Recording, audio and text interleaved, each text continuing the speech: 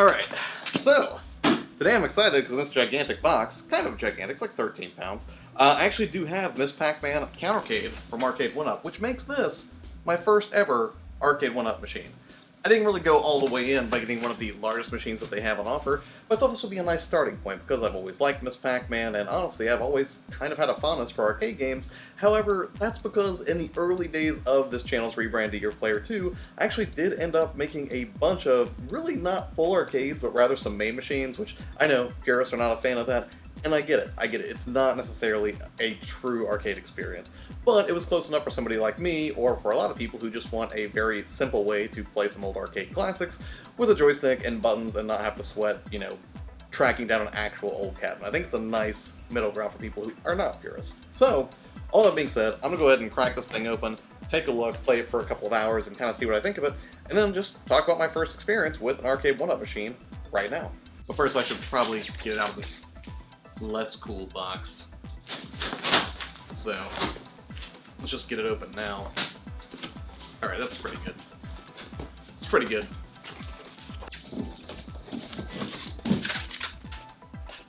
Okay, probably better look.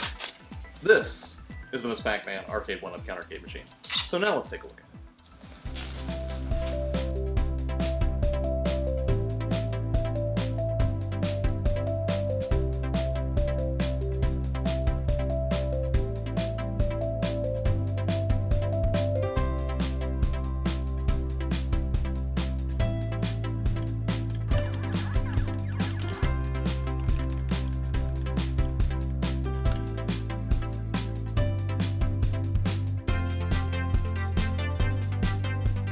Alrighty, so I just spent a couple of hours with the machine right here, and right now I just thought I would go over my thoughts on it, and really what I wanted to focus on were, the presentation and build quality, also the features that are inherent to this machine, and then finally the games that are included with it and, what I think of them. For starters, let's talk a little bit about the build quality and the presentation, because I think the unit as a whole looks absolutely stunning.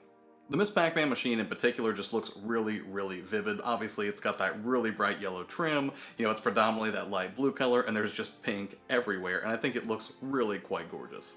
As far as the controls go, you've got a joystick, obviously, so that you can move around, and that's a 4-way stick, which makes sense because none of these games would allow you to move diagonally anyways.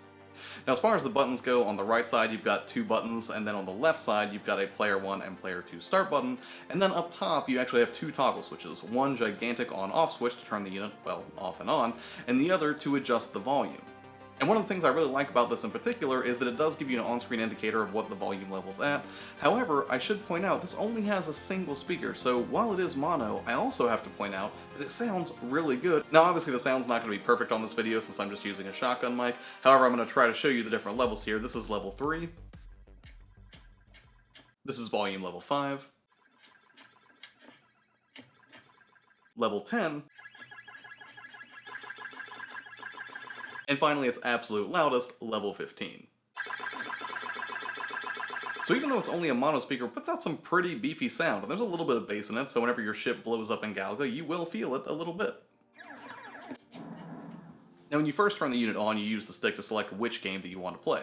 Now the included games would include Ms. Pac-Man, Galaga, Dig Dug 2, and also Pac-Man Plus. So select the game you want, hit the A button, and then when the game loads up, hit the Player 1 or Player 2 button, and you're pretty much ready to go. Now in terms of actually using the controls with the game, I have to say that they feel really, really good. The stick in particular, I was a little concerned that it might feel cheap or wobbly or not very responsive, especially for a game that can be as twitchy as Pac-Man. However, I'm happy to report that it felt really, really solid. Now to be fair, I'm speaking as a relative amateur, right? I would not call myself an arcade aficionado. If you're somebody who grew up in that particular era, you may take issue with it. But I would say that if you're a casual player or somebody who just wants to get in a few rounds of Pac-Man just for fun now and again, or have this be like an accent piece to your game room, it's going to perform really solid. Similarly, the buttons were as clacky as I would expect them to be, and I didn't feel at any moment that they were really unresponsive based on whatever game I was playing, which in this case really only would have been Galaga or Dig Dug 2. However, even though the controls felt perfectly solid to me, I did have one minor gripe with it, and that is that you do have to be careful not to let your left hand or wrist sort of rest on the 1 or 2 player select button on the left. That's because these 2 buttons actually have a secondary function. The first one will actually just completely boot you out of the game and take you back to the main menu and save the high score, and if you hold down the Player 2 button for 5 seconds, it will just reset the current game that you're on. This actually did happen to me in the course of playing over a couple of hours when I was playing some Galaga. I wasn't paying much attention that my left wrist was kind of resting on the second player button, and after about 5 seconds, it immediately just ended my game and put me back to the menu, which was unfortunate. But that one minor gripe aside, the controls are perfectly serviceable as far as I can tell, and I suppose I'd rather want to accidentally reset the game than turn the entire unit off. So I've kind of already established that the unit feels really solid both in the controls and just the cabinet itself, and it's a real looker. However, what about the screen? Because that's obviously the most important thing that you would be looking at and in turn interacting with. And I have to say, the screen is a bit of a mixed bag. For starters, the viewing angles on this are not exceptional, meaning that if you look even slightly to the left or right at the screen, it's going to look very, very washed out compared to if you're looking at it head on. Now, to be fair, if you're a spectator, that's probably not going to be a huge deal. They're washed out, yes, but it's not so bad that you can't tell what's going on screen at all, but it is something to keep in mind if that's something that's going to bug you if you're looking at it from an angle. But the thing is, in most cases, you're never really going to look at it from an angle. You're going to be looking straight on at the unit, and I have to say, when you're looking at it that way, it looks perfectly fine and crisp as far as I can tell. Now, I'm sure this isn't the highest quality LCD panel or anything like that. Again, this unit does run for about $150. However, it's perfectly fine, and you're going to have trouble keeping track of anything, and nothing's going to look washed out or terrible if you're just looking straight at it. That being said, I know some people did take issues with these machines because they felt that the bezels or the artwork that was on them was a little bit too crowded, and that sort of detracted from the experience on screen. Now, I think some earlier units did have thicker bezels. This one appears to be thinner, and while there's definitely artwork that flanks both sides of the display explaining things like, the scoring for Ms. Pac-Man or just the regular mechanics, I never found it to be distracting in my time playing it. Maybe some people do find it to be more crowded since it is, again, a smaller display than what you would get from a regular machine, but I would say most people are probably not going to have a rough time with it. So what about the games? Obviously, Ms. Pac-Man's the real star here because, the entire cabinet is sort of themed around her, so it would stand to reason that's going to be the primary draw for a lot of people. I always preferred Ms. Pac-Man to the original Pac-Man, even though I always loved them both. Now, as far as Pac-Man Plus goes, that's a whole lot of fun too, although it will have some slight differences if you're coming from classic Pac-Man like I did. Namely, you're going to see that, some of the fruits that you would collect are a little bit different. You'll also notice that whenever you, munch a power pellet, that the ghosts have like a little stem that comes out of their head, so they look kind of like fruit, which is kind of funny. But ultimately, it's still very much Pac-Man. If you like Ms. Pac-Man or Pac-Man, you're probably going to like Pac-Man Plus as well. Now, Dig Dug 2 is probably the secondary inclusion that I was most excited about when it comes to the games that come on this countercade, and that's because I grew up playing a lot of Dig Dug 2 on the NES, and I always thought it was interesting not just because, I like the original Dig Dug, but also because in Dig Dug 2 I liked that it had sort of a jazz ball quality to it. If you've ever played jazz ball in like an early 90s PC, it was a game where you would basically try to trap balls by, basically eating up a chunk of the screen and causing lines to cover different portions of it. Kind of the same principle in Dig Dug. You can obviously, just cut off pieces of the island and then cause the monsters to just fall to their death into the water, which is kind of horrific, honestly. But it's also a neat mechanic, I thought. I always thought it was a little bit more interesting than the original Dig Dug. Maybe some people consider that to be heresy, but this is a fun game. I loved it on the NES, and I love it here. And really, what can I say about Galaga? It's an unmitigated classic. It's super fun. That gameplay is as enjoyable today as it was the first time I played it, probably like 25 years ago at this point, so I don't have any complaints about that either. Maybe it would have been nice to have Galaga 88 included as well. I have to imagine they probably could have put a few more games on this, but honestly, these 4 games were 4 games that I played and really enjoyed when I was a kid, and I still enjoy them today. So whenever I was looking at the different countercades that were on offer, Ms. Pac-Man seemed to be the one that I gravitated to most. It's a stunning looking cabinet. Ms. Pac-Man is a wonderful game in its own right, and the fact that they threw in 3 more games that I enjoyed from my childhood, well, I mean, that's just kind of like a cherry on top, right? So it's a great looking cabinet with perfectly competent controls and display to let you have a few games of Pac-Man. Would I recommend you actually buy this? And the short answer is, maybe. The longer answer is, it really depends on what kind of a gamer you are.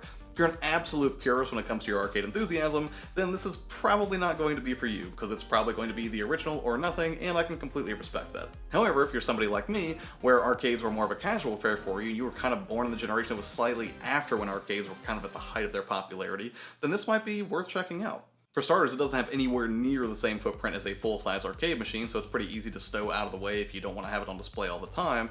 It is a really good-looking machine, though, so if you want to have like an accent piece sort of, in your game collection, in your game room, that also has the function of providing a tiny glimpse into, the history of video gaming at scale, then yeah, I think this is totally worth a look. They're not overly expensive. You can get these for about $150, or you can find them open box on Best Buy for about $120, which is what I did.